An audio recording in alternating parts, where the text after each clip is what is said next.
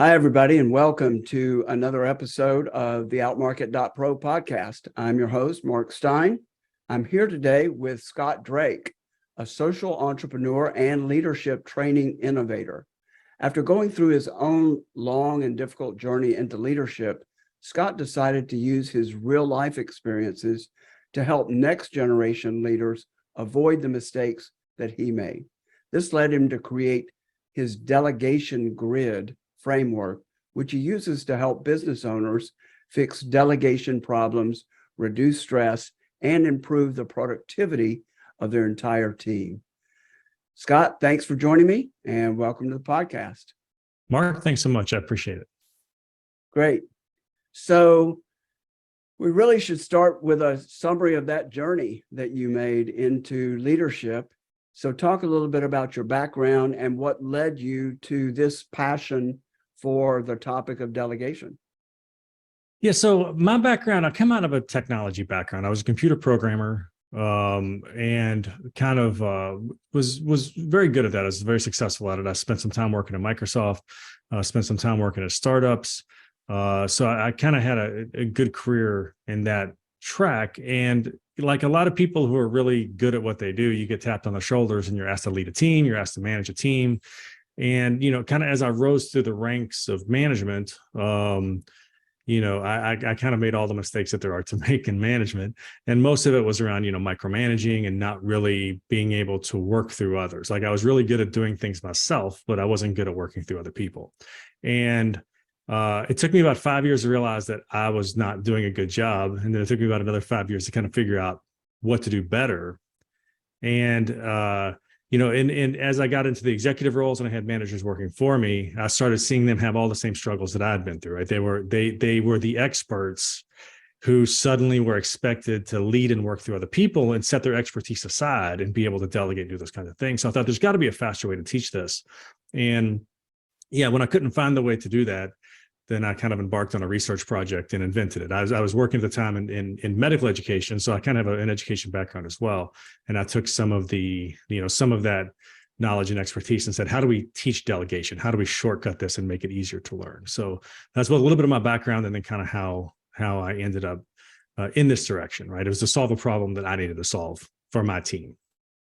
And delegation is hard anyway, but when you take someone from the technical ranks and move them into management, and if they don't have leadership management training, this I'm sure happens all the time, as well as in other leadership and management areas. Should people be promoted into management without an MBA? Yeah, it definitely doesn't require an MBA, right? I mean, I don't have an MBA. I've studied a lot. I've probably studied more than most PhDs in a lot of ways, but yeah, so it doesn't really require an MBA. Most role players are actually good at most parts of management, right? Management breaks down into 5 pieces. Somebody needs to set goals for the team. Somebody needs to set the vision and goals. Somebody needs to make a plan. Somebody needs to say, what resources do we need to do this? Somebody needs to build situational awareness and feedback loops so that, because no plan survives going to market, right? That kind of thing. So as the plan is executed, there needs to be somebody making adjustments to that plan, right? Those first 4 pieces were all things I was great at as an individual contributor, right? Why does Scott have management potential? It's because Scott is great at those 4 things, as well as being an expert at what he was doing. But that 5th piece of management is that working through other people. It's the leadership piece of it. And that's where, so many of us just again, our egos are attached to being the expert, or, my identity was wrapped up in being the best computer programmer. And all of a sudden I've got to start elevating other people, and find a way to work through them instead of doing things myself. So yeah, it's really, anybody can learn it.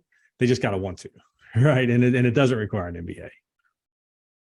Cool. So before we get into focusing on delegation, talk about other areas of leadership and management that are difficult for people that are trained in a technical space to do.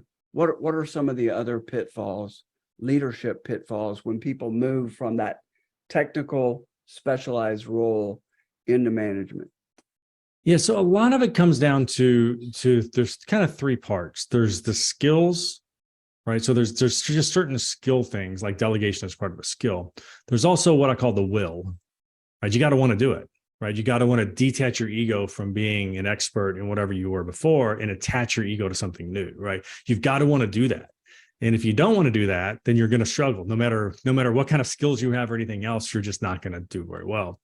But then the third piece, there's a skill, there's a will, and then there's emotional intelligence, which is recognizing that, hey, there are these very predictable things that are going to derail me, right? There's very predictable things like when a teammate would come and say, Scott, I'm stuck. Can you help me solve this problem? Scott, the expert, would often just take the problem away and do it himself, right? So and that's an emotional response and a frustration and impatience that I would have when coaching somebody where, so what you really have to learn is to recognize those moments that are going to derail you and have the emotional intelligence to respond in a much more empowering way, right? So it's really kind of those three things that have to be brought, elevated in the expert to help them become an effective manager and effective leader.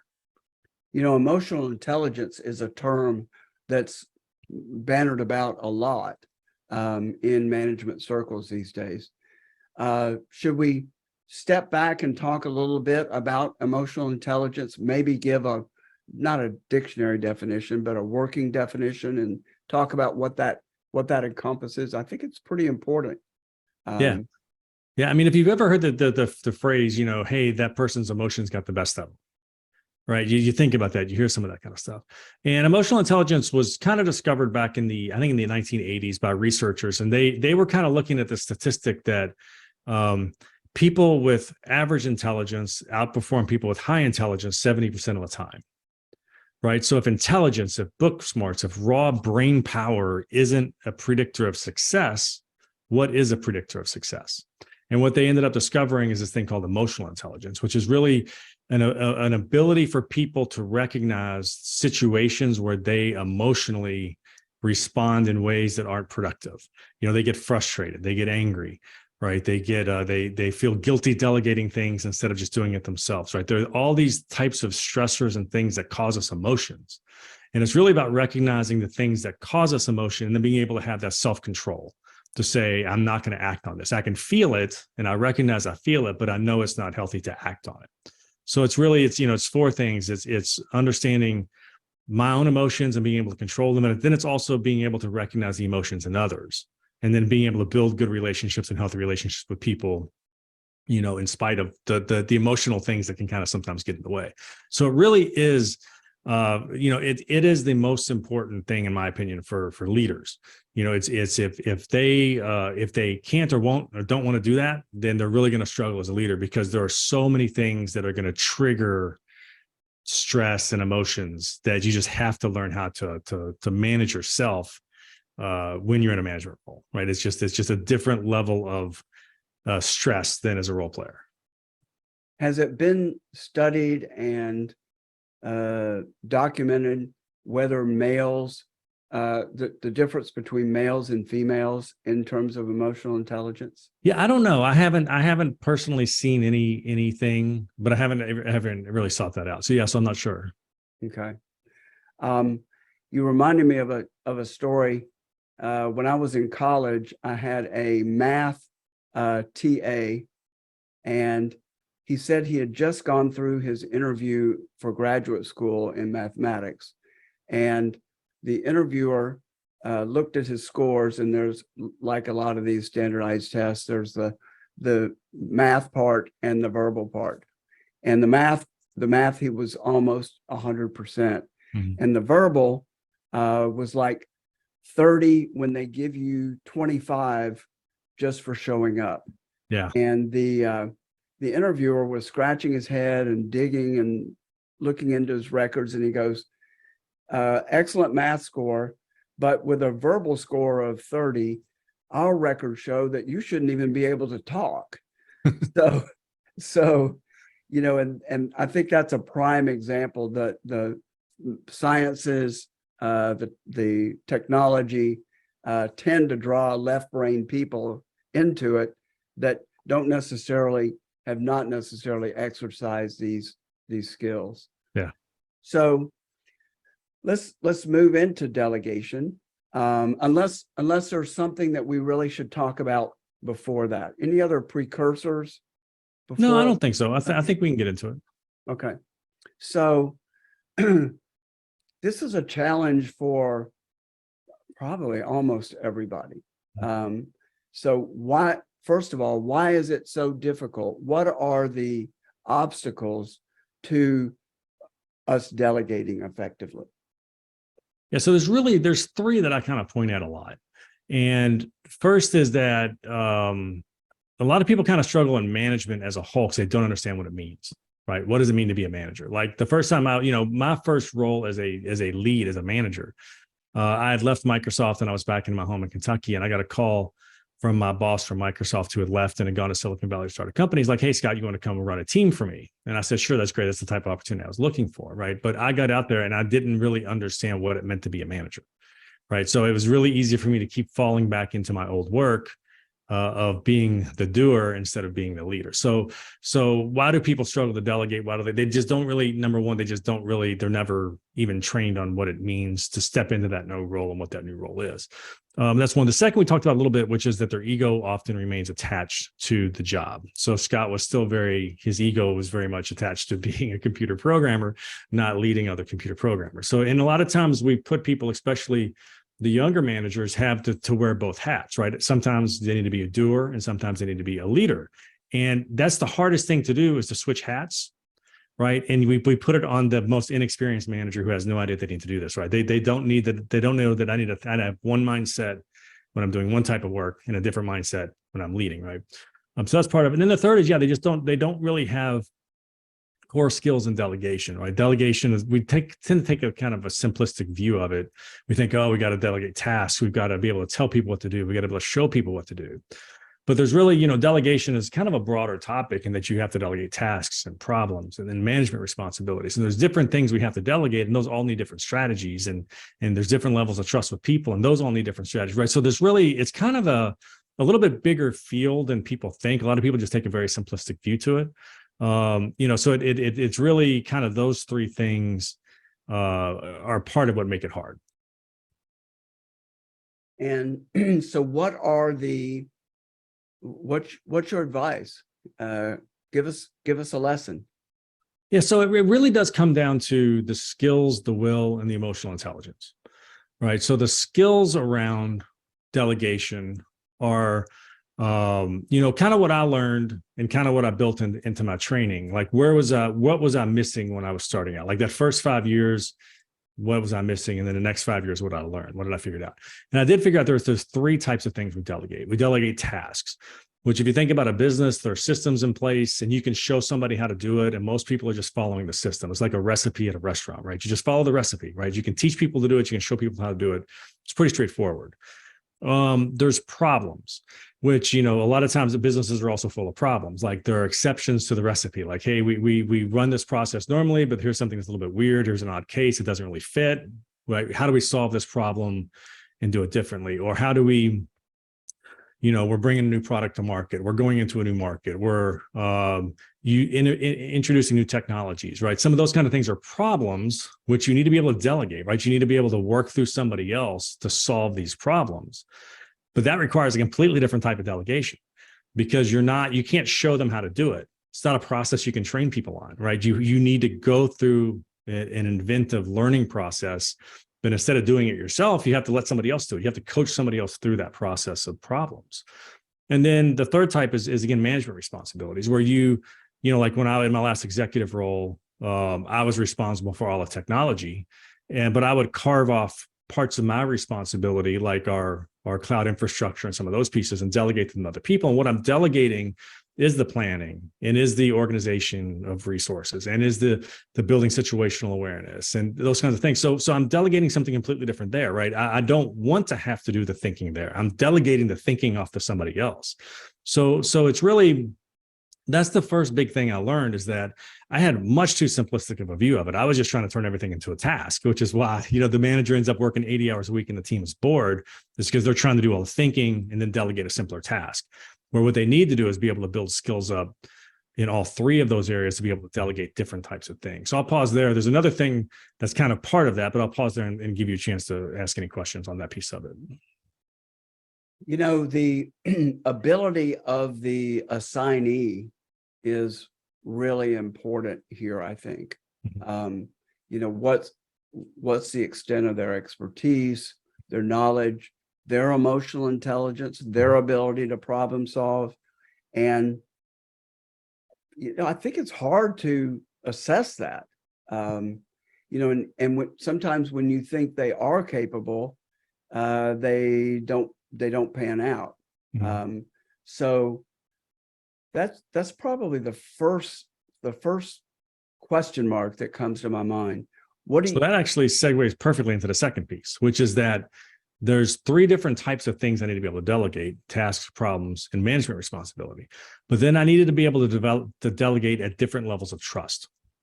So if I have low trust with a person, then I need to delegate differently than if I have total trust with the person.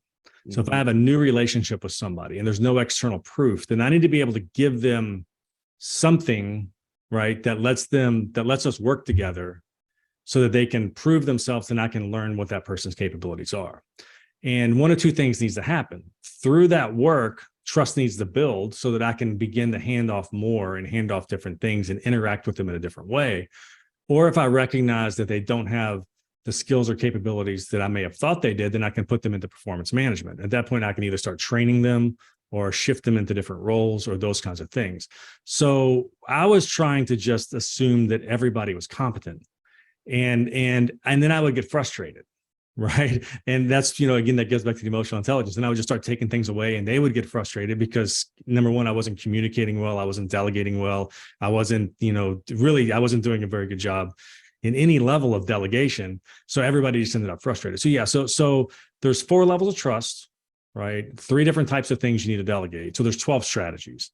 And delegating a task to a low trust person, you're going to do that very, very differently than you would, say, delegating management responsibility to somebody you've worked with for 3 years that you have total trust in. So it's really about recognizing you have those different levels of trust, and you have to have different strategies in each of those cases. And quite often you can't really test beforehand sometimes. You just have to give it to them, see how they do, I guess, keep them on a short leash and maybe ask for documentation or confirmation or some sort of feedback really quickly. Is that the case? So let's say we're delegating a task where there's a system in place. Let's say I need somebody to, update social media for this week, right? We have systems in place. We have programs in place. I can actually show them how to do it. So the lowest level of trust, what's going to happen is I'm going to show them how to do it, right? I'm going to show them, and I'm going to explain why we do things the way we do. I'm going to start building context with that person, because what I want to see is I want to see good judgment. But good judgment requires that they understand why we do things the way we do them. A lot of times we just want to show people what to do, but we don't really explain why we do things the way we do. Then we never build a context for that person, so they never can exhibit good judgment, right? So the lowest level, you're going to show them how to do it. The second level is you're going to let them do it, but you're going to coach as they do it, right? You're just going to sit with them as they do it, and you're going to be able to correct and coach. Go up one more level and they can do it and just report back. But yeah, it's going to be on a smaller chunks. You're not going to hand off a week's worth of work. You're going to hand off smaller chunks of work. And then as you get to total trust, then that's where they have proven themselves and you trust their judgment, and they know you and they know what your expectations are. And at that point, you can actually just kind of turn them loose, right? For problem solving, it is, you ask them to research something and report back.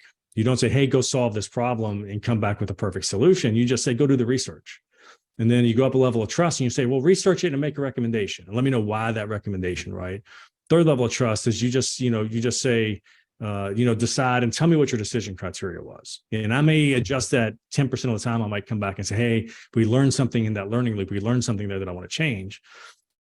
So you might, make some adjustments. And the fourth level is that you're really just kind of, again, handing things off. So you have those different strategies, which helps you know how you need to behave as a delegate, the person doing the delegation, and then sets the expectations for them as to what they should receive and what you're asking of them. Mm-hmm. You know, one of the areas that I'm having some difficulty on in terms of managing my workload is I'm sort of the hub for a lot of different things, and two major teams, and I'm also account representative. So I am the main client facing person, and setting strategy and asking them to implement. I don't quote Ronald Reagan very often, but one thing he did say that was notable is trust but verify. I think it was in regards to the Soviets at the time. So I ask people to confirm when they've completed a task, or that they've executed what I've asked them to do.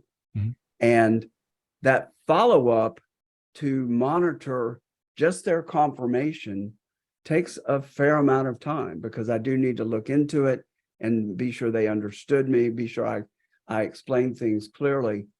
So, but I'm spending a good bit of time just confirming that my request and delegation has been accomplished.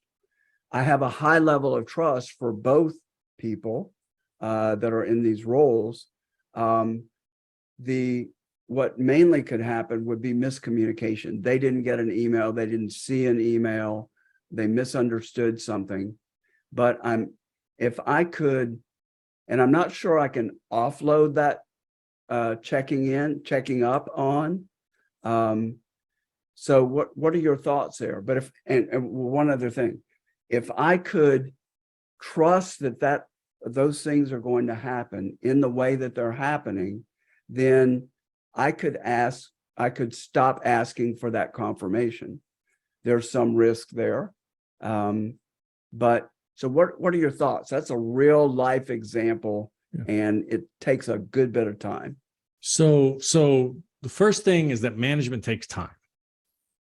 Management isn't free, right? Managers, in one of my last roles, there was one of my counterparts was over a different part of the business, but he was very involved in the day-to-day of the business. And he was so involved in the day-to-day of the business, he did not have time to actually do the things that managers need to do, right? There are, managers have a job. They have to set goals. They have to make plans. They have to, have that back and forth with their teams. They have to build situational awareness of all the work that's happening in their sphere of responsibility. So it just takes time. And if you don't have time to do that as a manager, then you're probably doing too much, right? Or you're doing too many of the things that you shouldn't be doing anymore as a manager, right? So that's the first thing that I tend to try to coach people when they get in that situation. The second, it would be, and this is where I would suggest this to start thinking about how can you carve off pieces of that management and give it to somebody else.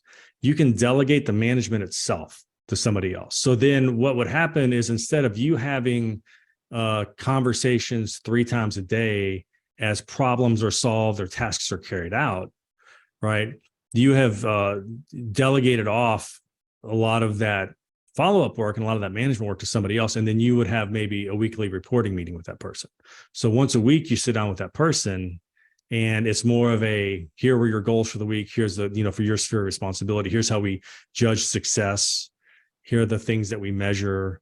So once a week, you have a reporting meeting with that person as a manager, right? Manager to manager. So it's really accepting that it just takes time, but that's your job, right? If you want to work through other people, if you want to delegate, that is what the job is. And you just have to adjust your capacity to what you can, what you take on, what you take with your responsibility has to match the capacity that you have to do those kinds of things. What I've started doing very recently is just adding an extra hour to my day very early in the morning before my appointments, because all of these confirmations are all coming by email. So it's just a matter of having that time to go through that. I do value, and I think a lot of companies value, having a relatively flat organization. So we don't have middle managers. We have me, and we have people that are doing the work at the lowest level who are executing the work, and no other people between me and those people. There's some drawbacks there, but I also value offering a very cost-effective service, so it helps me keep prices down for our clients by having that flat organization. Yeah. But one thing I'll say, and I run into this a lot, like literally, like there's one company I'm working with right now. That's one of the first things he said, Scott, we're a very flat organization. But being a flat organization doesn't mean management doesn't need to happen. Just because you don't have managers doesn't mean that your team doesn't need managing, right? Your team, if you want your team to be happy and effective and productive and do great work and like working for you and not quit next week to go someplace else, they require a certain amount of management attention. And if you're not giving the team that attention, then having a flat organization isn't going to help you, right? So it's really going to be the balancing act that you're going to run into, and you're running into it now, like you're adding hours to your day. But eventually you're going to run out of hours to add to your day. And you're going to have to say, okay, I can't add more hours and maintain the lifestyle I want to lead. So I have to find the way at a certain point. And you don't have to delegate management responsibility to a manager, right? You can take somebody who's a non-manager, but who's good at planning, who's good at giving feedback, who's good at making decisions, and you can give some of that management responsibility to other people. So that's really where, again, that's part of delegation. That's the third piece of delegation that I didn't understand early on, and that, that really helps unlock the capacity of your team, but it also helps you stay sane and not have to keep adding hours to your day to deal with all the management work that has to happen. Mm-hmm. And on second thought, I really misspoke. I have 2 project managers that direct 2 different teams. So I am not directing all of those people. Yeah. They are in the middle, but I don't have anyone anyway. So I do have 3 layers. Okay, that's very helpful. And it probably is helpful for you in these kinds of interviews to have some concrete problems to work on. Yeah. Yeah, absolutely. It's normal, right? Everything you just said is so normal that I see in so many of my clients, that those are the things that they're struggling with. But it makes such a big difference, right? It just makes such a difference. Again, I like to get up early because I can get up early and I can work for a couple hours and I don't have to talk to a lot of people and I can just get stuff done, right? But I can only get up early for so much, right? And eventually I have to move past that. So yeah, it's very normal. Let's talk about technique. So we know it's valuable to delegate. Let's talk about how you delegate, because I bet that's important too. Yeah. Not just tone, but substance and style. Talk about that a little bit. Yeah, so there's really 7 steps that I tend to everything I'm going to delegate, whether it's a task or a problem or a responsibility, I'm going to go through 7 steps on. All right, and the first is I'm just going to answer 3 questions to myself, which is, what am I delegating? What type of thing is this? What's my level of know-how on this? Right? Is this something that I know a lot about, or is this something that I don't know a lot about? Is this something that I have a ton of opinions on, or is this something that I can give some space? And I'm really going to look for somebody who can maybe come in and tell me what to do a little bit on some types of things, right? And then I'm going to look at what's the risk, right? What's kind of the risk on this? Is this kind of something that's high risk? Is it something that's kind of low risk? Some of those kind of things. So I'm going to answer just some of those questions to myself in preparation. Second step is I'm going to say, who's available? Who do I want to delegate this to, right? And then based on what it is and the type of thing it is and the risk of it and my relationship with this person and how much I trust that person, then I'm going to go and I'm going to pick one of those 12 strategies. And I'm going to say, if I'm delegating a task at a medium level of trust, then I need to approach it this way. Or if I'm delegating a responsibility at this level of trust, I'm going to go about it a different way. So it's really about stopping and doing a little bit of work in your head. And that can happen in 10 seconds or something quick, or it may take you 30 minutes to really sit down and think about what you're doing. The 4th step is then to have that conversation, which is to make the assignment. And again, the lower levels of trust, what you're trying to do is give that person context, right? You don't just want to be an order, just giving orders and telling people what to do and not giving them context. So it's really about, why is this important? Why are we doing things the way we're doing things? If we already have systems in place and some of those kinds of things, why do we do those things? So again, what I'm trying to build is their ability to exhibit good judgment. If they don't understand why we do things the way we do them, they're never going to have good judgment, right?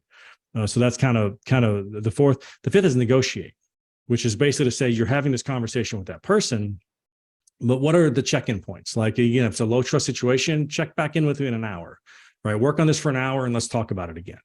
If it's problem solving, again, it's, hey, go research it and come back in 2 days with the research that you've done, that kind of thing. So it's really negotiating. What do I need next out of you? What are the next steps on this? What level of trust am I interacting with you intentionally at, right? I go to that level where I take this grid that I have, you can print it out, and I give that to my team. So they understand I'm interacting with you differently on this than on something else because it's a different thing, right? You need to be able to check in, track, give support, work with them, coach them as they go through it. And then the seventh step is really to celebrate and then give feedback, right? So you want feedback from them, what's going well from their perspective, you want to give feedback, right? So it's really those 7 steps, no matter what it is that you're delegating, and whether it's something that's going to get done in 30 minutes or something that you're going to work on for the next 60 days, you're really going to sit in those 7 steps and do some of those things. So that's really from a tactical, that's a very high level of how I teach people to go about delegating.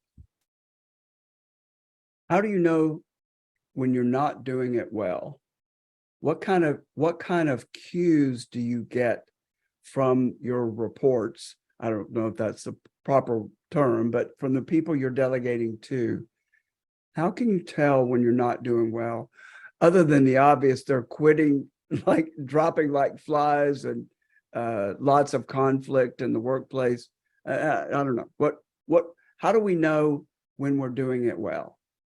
So I answered a couple of different ways. Some signs a manager is struggling, right? If we all say and we all feel that it's faster and easier to do it myself, right? So it's one thing to say it and it's one thing to feel it, but then it's another thing to never delegate because everything is faster and easier if I do it myself, right? So if you see that in yourself and you see that in a manager, that way too often you're falling back on that excuse to not delegate something. Again, delegation takes time, management takes time, but it is ultimately a time multiplier. Like you ultimately, if you can tap into the work of 3 people or 5 people, then those 5 people are going to far outwork you, right? Even if you have to spend 100% of your time managing those people, right? So it's really, is it faster and easier to do myself? If I can't get people to work to my standards, right? I hear that one all the time. How do I get people to work to my standards? Right? That's a challenge of, again, not giving context. You're basically saying, how do I get people to exhibit judgment that matches mine? So that's number one, an expectation that's unrealistic, right? Nobody else is going to exhibit the exact same judgment you do because they don't have the exact same experience you do. But when we don't give context, which again, that takes time, right? It's an investment in the person to give them that context, to prepare it and delegate with it. It takes management time. But without it, then people are never going to work to your standards or work to a standard that meets the standards that you have, right? So some of those kinds of things, right? So there's a handful of those things that managers say all the time. I wish my team had an ownership mentality. I wish they would, bring me solutions instead of just problems. Right? There's a lot of those kind of things can kind of be a sign that the manager is struggling. But ultimately, productivity issues. If your team just isn't producing as much as you think it should based on the number of people you have on it, if you add 2 people to a team, and if you've doubled the number of people on the team, but it hasn't doubled the productivity of the team, then that's often the bottleneck of a manager. Employee engagement, motivation, stress as the manager. Again, how many hours a day can the manager keep adding, without getting burned out and stressed, and some of those kinds of things are some of the things you'll see. There's just, it is delegation is a root problem for a lot of other management problems and a lot of other problems that you see in a business. Let me give you a good story about how important it is to delegate. So when I first delegated the bookkeeping function and got a team to handle it, I had them listing the expenses and managing the expenses, but the invoicing, that's so important that I need to be doing that. I need to be pulling the information together from the different sources on billing properly. So I finally got overwhelmed with it, that task. And I bet it's this way for other small business owners too, where we feel like we've got to write the check or send the bill. So I finally delegated it to this team that had been working with me for 6 months probably. So I had a fairly high level of trust. It was just that last part that I thought was so important that I couldn't let go. So I let it go. And day one, they came to me and said, that when they were doing the invoices, they said, this particular invoice has been charged to a bogus account. There's not a credit card associated with it. It was some fictitious account that had been set up somewhere by QuickBooks. So it amounted to 8 months worth of invoices that were not properly billed and paid for. So it was thousands of dollars. And for a small business, thousands of dollars is pretty important. Yeah. So the very first day that I assigned that and had them take it over, they paid for the service probably for a year.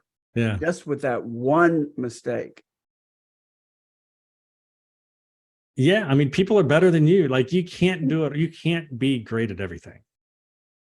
Right. And that's, when I work with owners, it's really like, a lot of them like to hold on to signing the checks. And it's like, I totally get that. Right. There's certain things you just want to hang on to. You hang on to it. Right. But you've really got to look and say, what are the things you have to do? Right. And then what are the things that you don't really have to do? And then you have to be willing to kind of give some of those up. So yeah, that's a great story. That's a great example. And I gave up another one of my last things I've been holding on to, and that's the company credit card number. Mm-hmm. I gave that to a trusted assistant that helps me with lots of different things, because I found myself ordering the business cards for several of us. I should not be spending my time ordering the business cards, but I had the credit card. Yeah. So she got the credit card number today. Yeah. So that's another hard one, I would imagine. It's the purse strings, isn't it? Yeah. Again, it's risk. Like, so you sit there and you go, the risk feels too high for me to do this. So that's why I'm just going to hold it, or I'm going to even delegate it at a different level. Like, I normally trust this person, but the risk feels so high that I'm going to lower my level of trust and delegate in a different way with this person just because I feel risk. Right. So that's all normal. I mean, that's all normal stuff, but you just have to be, it goes back to, I said, the skills, the will, and then the emotional intelligence. Right. And that's kind of a will. That's kind of a will issue, right? Do you have the will to do it? And then do you have the emotional intelligence to do it? It's not about the skills anymore. It's just purely about, the will and the emotional intelligence to do it. And I teased her today. I said, if you're going to use this for personal gain, like a trip, go as far as you can, because there's probably not a limit on it. I don't think there's a limit to this American Express. So really do it well, and go to Antarctica or the North Pole or Iceland. Also go somewhere where it's going to be hard to find you. Yeah, really make it count and make it worthwhile. Make it good. Yeah. So what do people need to tell themselves? We've talked about the obstacles. We've talked about the different steps to do it.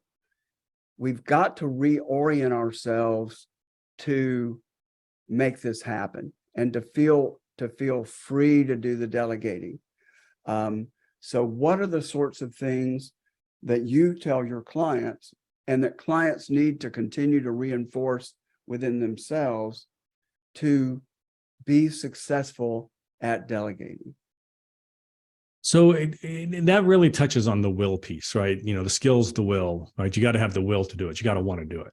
And that often boils down to, there's something that psychologists call an expert mindset. And the expert mindset is kind of, as we kind of progress, how we interpret the world, how we interact with the world can change over time. Like as we interact with the world certain ways, we discover it doesn't work very well, and we adapt and we adjust, right? But a lot of people kind of still have that expert mindset where they feel like they're very assertive with how they want things to be done. They feel like they have to be the one to solve the problems. Like, again, a lot of us, you're rewarded in school for having the answers. not for, if you get the answers off somebody else's test, then that's, cheating, right? So a lot of our rewards, growing up, and our rewards throughout work and everything else are about our own competence. And you really kind of have to set aside that it is no longer about your own competence. It's not even about how you want to get things done, that it's about, you have to let that go. And that's not an easy thing to do, right? But you have to want to do that, right? That's kind of one of those will things. You have to be willing to let go the how on things that you don't deem are super high risk. Things that you think are critically important for your business are the things that maybe you want to hang on to a little bit tighter. But the things that happen in every single business, like the bookkeeping happens in every single business. Why does it have to be your way? Why can't it be the industry standard way of doing things? But so often when we build these businesses, it's about us and how we did it and some of those kinds of things. So the starting point is really just to say, I've got to set aside my way of doing things. I have to set aside my idea of perfection, give up on your own definition of perfection, and just kind of be willing to let other people, help you. So that's really kind of where I start with a lot of people, is with that expert mindset, to basically say, here are the things you can kind of see and recognize that you're acting from this mindset, and you just really kind of have to let go. And when people are coached to do it, a lot of times they'll go, oh, all right, it's permission. They can kind of let go of things that maybe they've been holding on to for too long. So that's really the starting point, is to really just start to let go of the things that aren't truly critical to what's going to make your business or your team or your department successful.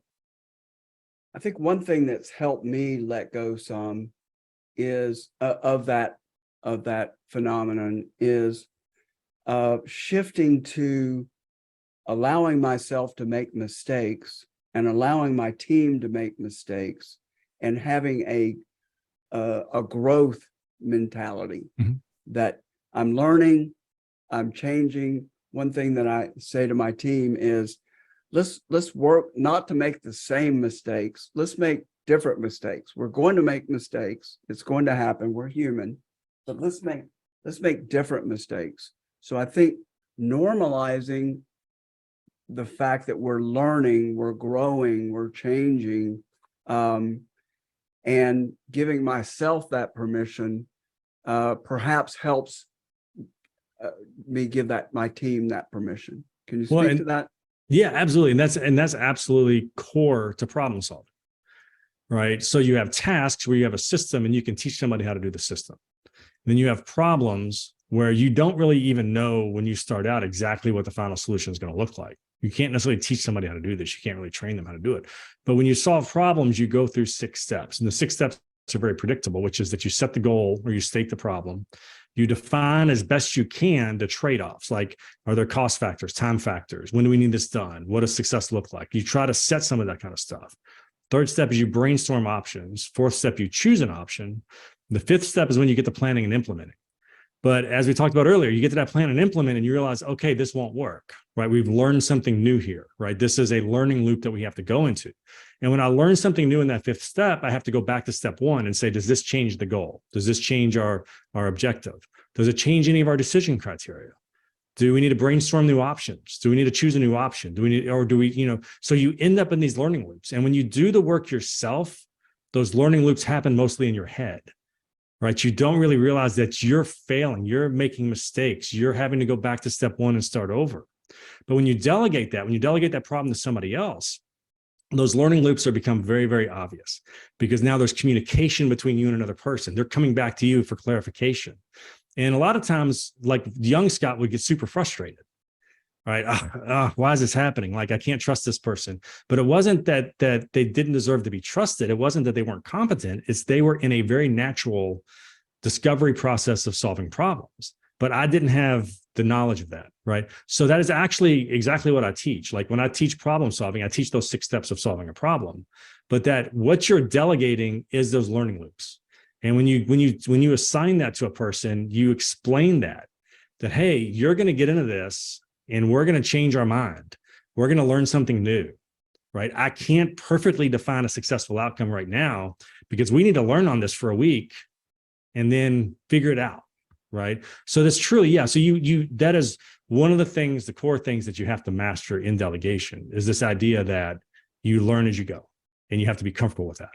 Mm-hmm. We are entering a new era with AI. Let's talk about this a little bit, because it's going to have transformative effects on the workplace. Probably already is. We're not getting reporting on it yet. I was listening to a podcast today by one of the leaders of one of the major AI firms, and he was saying that they're in many job functions, there are going to be the unemployed and the people that are implementing and using AI effectively. There are going to be these two groups. So we're going to have a much flatter workplace in 5 years, maybe even 2 or 3 years, than we do today, because people are going to get, and I'm playing with these tools. I'm seeing how much more effective I can be, how much more work I can do, much better than I did on my own.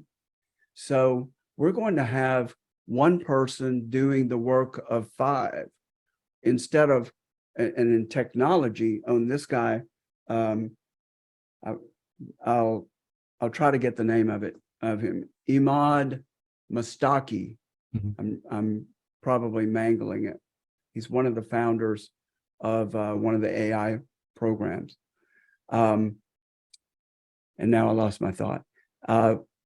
So we're AI is gonna increase your productivity, flatten organizations, not need as many people to do the same amount of work. Right. Oh, I know what it was. He was saying that normally with an AI startup, he would have build a team of 150 to accomplish and get this startup going.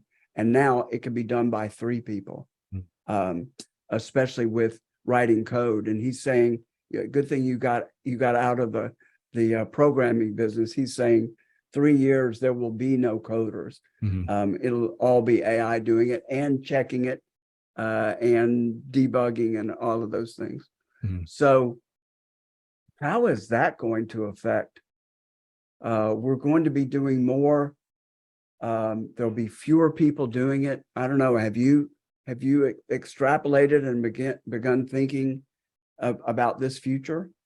So I've heard that a lot over a 25-year career in tech, right? AI is definitely revolutionary. It is the biggest game changer that I've seen in my 25 years, other than probably the internet itself.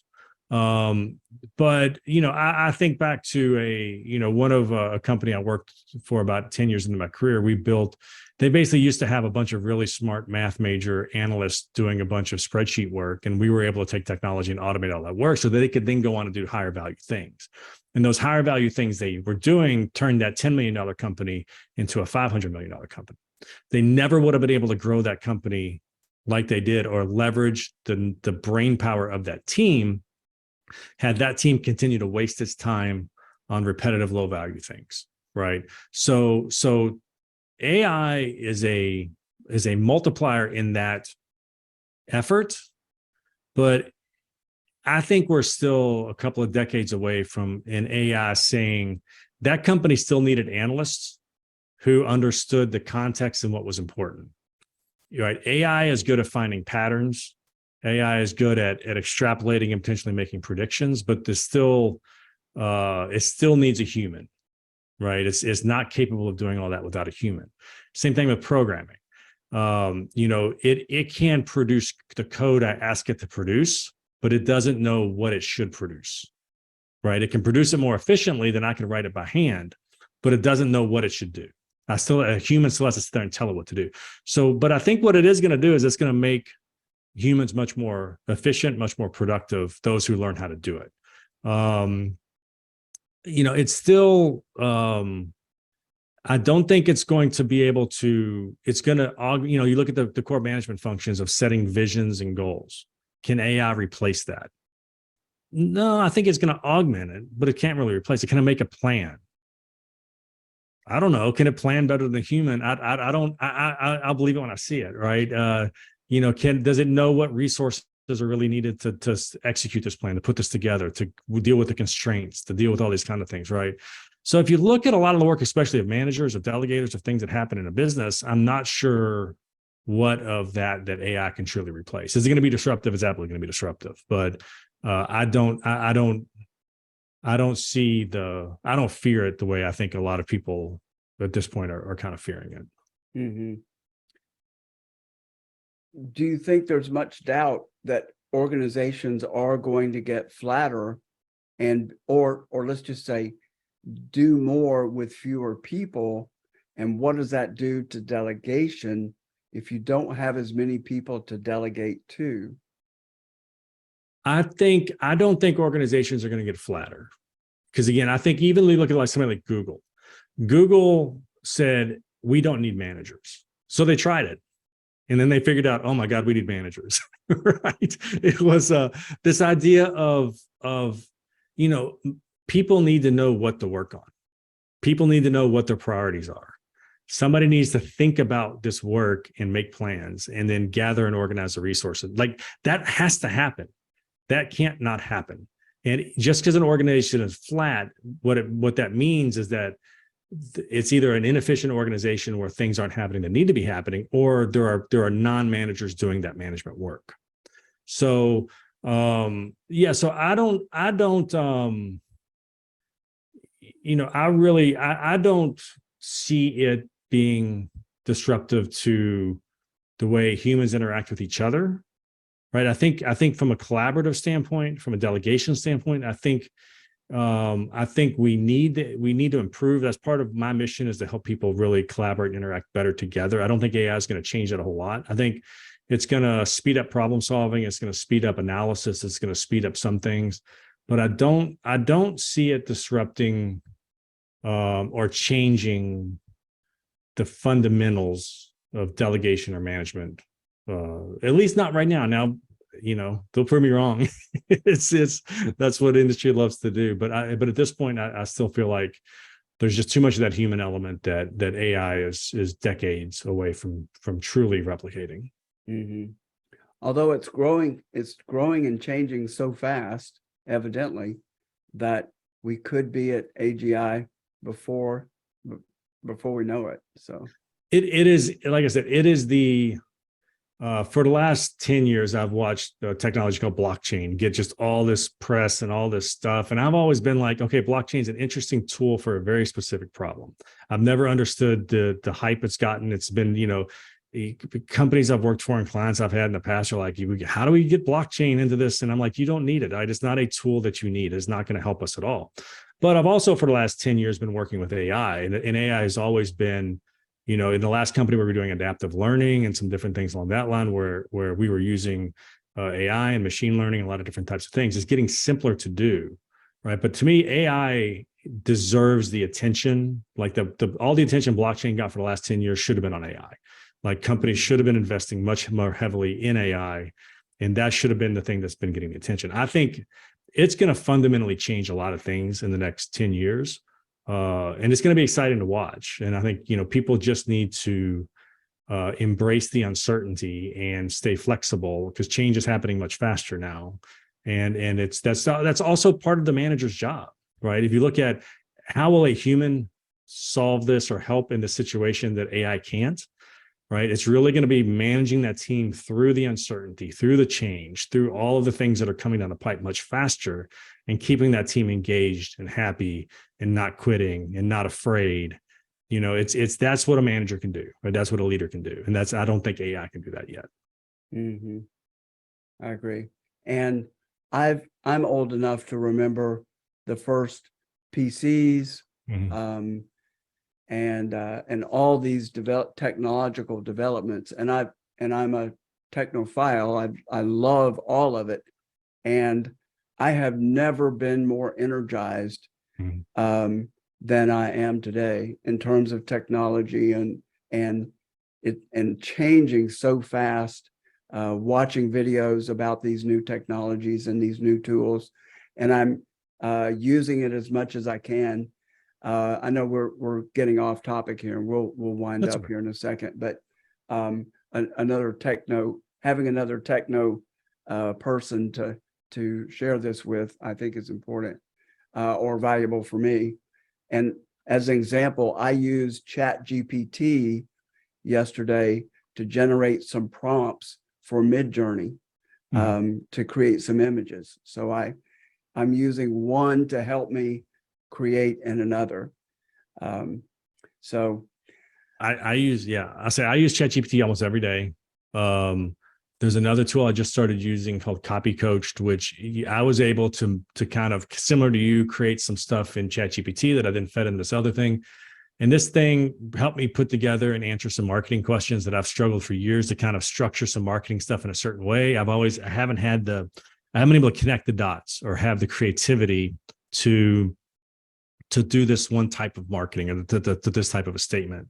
And I use this tool and in 30 seconds, I dump the prompts in and it put something out, and it's something I've tried to do for 5 years. Right. And so, yeah, I mean, it's the tools, but still there has to be a human to say, is that good or bad? Mm-hmm. Right. And without that judgment of the human, then the AI is just going to sit there and shoot out stuff that it thinks is good, but it's ultimately up to the human to do it. So yeah, it's a fascinating technology that I can't wait to see what happens with it in the next decade. So as we wrap up, share any insights that I haven't asked you about or you have not talked about that's on your short list when you're doing a seminar with a group. What haven't we covered that's important related to delegation? Yeah, no, I think we've covered a lot, and I think we've covered the bulk of it. I think people need to recognize that there is the three pieces: skills. You got to have the will to do it. You got to have the emotional intelligence to really follow through, right? And it is a multiplier. Like when the early Scott versus the current Scott is at least getting 3 times the productivity out of my team. And is working a whole lot less. That's a lot less stressed out, right? So it is truly, it is truly, to me, it is the multiplier of the 5 core management skills, and it's also the hardest one, right? So don't assume that just because you're a great role player that you are going to be great at this either, right? It's completely different things. So it's really, but it is so it doesn't take that much effort to learn it, but it's going to take some effort to have the will and the emotional intelligence to follow through on it, right? So it's really, I'm kind of on a mission to teach this to 1 million people, because it is that impactful to business and to people. And the training on it has been historically so bad that it's just really, to me, I just see the impact of it versus the quality of the training to date. And it's just that had to be fixed. So no, I think we've done a pretty good job. We've covered the bulk of what I think people need to understand, and then to decide if this is something they want to go, pursue and put the energy in to get better at. Mm-hmm. Talk a little bit about the ways that you communicate this information. Do you do seminars? Do you have a book? How are you communicating? This sounds like a core mission for you at this point in your career. How are you executing this? Yeah, so there's a framework called Delegation Grid. You can get it at delegationgrid.com. That is basically a 3-page PDF that you can download that kind of walks through the 12 strategies. There's 3 different types of things to delegate. There's 4 levels of trust. That brings you to 12 strategies. It walks through the 7 steps, right? It walks through that. There's also a free 45-minute lesson on that site. There's no email address required, no gating, no nothing. You just go there, download the framework, watch the lesson. And that alone will put you ahead of 90% of other people in the concept of delegation and what it can do. And then if people want to go deeper, if people want to work with me, then I do anything from one-on-one coaching, which I'm not doing a whole lot of that anymore, but I'm doing a lot of work with teams. So an owner or CEO will bring me in and say, here's, 6 or 8 of our managers, let's all work together and master this. And I work with them for 30-day periods. So it's a fairly quick tactical thing, but it brings a much more sophisticated and effective means of delegation to the entire organization, right? To their entire team. So that's the other piece of it. And then I'm starting to do some 30-day cohorts, where if somebody just wants to come in and they don't want to do one-on-one, but they want to do maybe some cohort work, they can do that. So So yeah, from the delegationgrid.com website, they can link to my consulting site. And if they're interested in digging deeper into some of those things, then that's also how I support it. And we'll put those resources down in the show notes so people can look for that. Before we wrap up and have you summarize the different ways for people to reach out to you, let me do something on a personal professional note. And my team that I was referencing is the best team that I have ever had in my professional life. And knock on wood, I've really never had an entire group that was cohesive, worked together. I can depend on them for anything. My clients brag on them all the time. So I must have picked up, I'm not going to take responsibility for it, but I must have picked up something along the way to draw such talented and caring people. And we do not have an office. We are a virtual team and an international team. So we're across time zones, and we sometimes are working at different hours. We're working 24 hours, but around the clock, someone is. Mm-hmm. So, but let me just share that appreciation, because I don't know how often it happens. Mm-hmm. And so I'm really grateful to them. And I'll be sharing this with them. And I've already talked to a couple of clients that were complaining about being too busy and not having enough time and not taking vacation time. So I've already told a few clients that I'm meeting with you on this podcast, and I'm going to send them a link to it. And I'm definitely going to invite my team to watch this as well, so that they can get better at delegation as well. So talk to me about, summarize, what's that website? How do people reach you? Let's make sure people can contact you. Yeah, no, and that's all great. That's all great. I appreciate it's everything changes when you have great collaboration with your team, right? And you can trust your team and some of those kind of things. So that's great. I'm good to hear that. Yeah.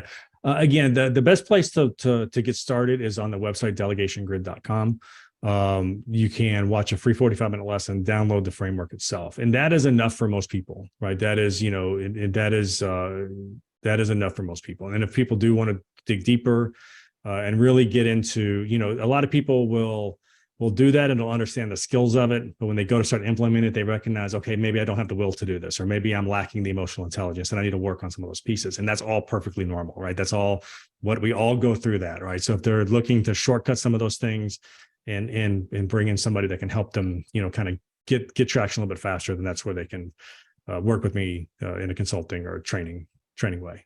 And how do we reach you? Give email, phone number, website, other than that? Yeah, you can start at delegationgrid.com. There's a message. You can send me a message through that site. scottdrake.co is my consulting site as well. scott@scottdrake.co is the best email to reach me at, but you can also just send me a message through the site. That all still goes through me. I'm still small enough that everything just goes to Scott. So so that's the best way to reach me. Great. Well, thank you so much. It's been really valuable. I know this is something that a lot of managers struggle with, and individuals in their families as well. And we really didn't talk about that.